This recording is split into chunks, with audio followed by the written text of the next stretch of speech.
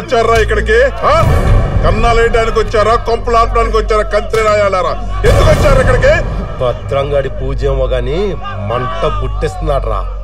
ఏదో రోజు మనం వీడికి పూజ చేయాలరా. మనం పూజ చెయ్యంరా, పిడేస్తాం. ఎప్పుడు?